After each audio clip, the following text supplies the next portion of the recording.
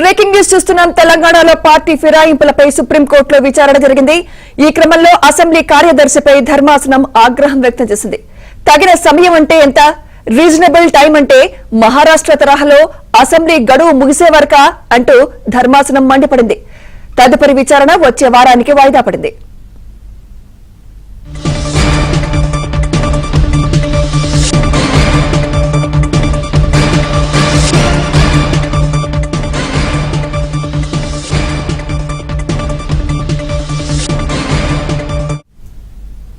తెలంగాణలో పార్టీ ఫిరాయింపులపై సుప్రీంకోర్టులో విచారణ జరిగింది. ఈ క్రమంలో అసెంబ్లీ కార్యదర్శిపై ధర్మాసనం ఆగ్రహం వ్యక్తం చేసింది. తగిన సమయం అంటే ఎంత, రీజనబుల్ టైం అంటే మహారాష్ట్ర తరహాలో అసెంబ్లీ గడువు ముగిసే వరకా అంటూ ధర్మాసనం మండిపడింది. తదుపరి విచారణ వచ్చే వారానికి వాయిదా పడింది.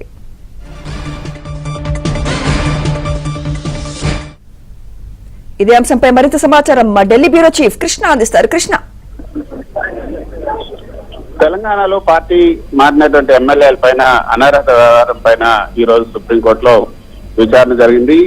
బీఆర్ఎస్ ఎమ్మెల్యే పాడి కౌశిక్ రెడ్డి దాఖలు చేసినటువంటి పిటిషన్ పైన justice BR Gavai, justice George మైస్లతో కూడినటువంటి ధర్మాసనం ఈ విచారించింది.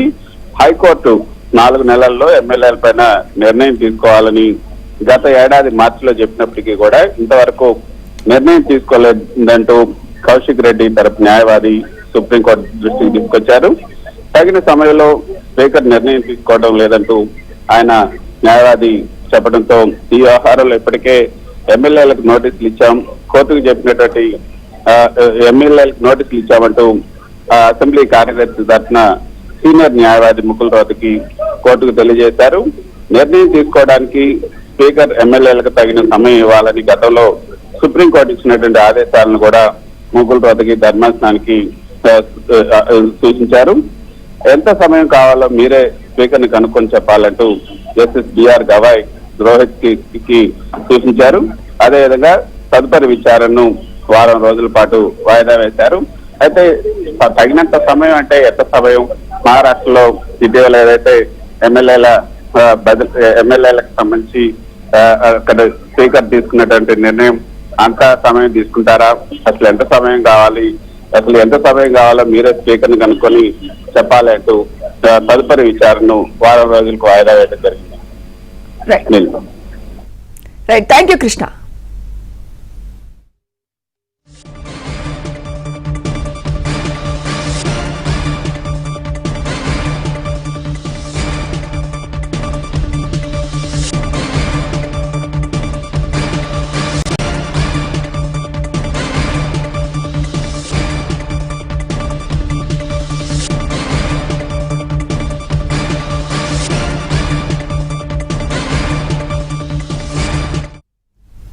తెలంగాణలో పార్టీ ఫిరాయింపులపై సుప్రీంకోర్టులో విచారణ జరిగింది.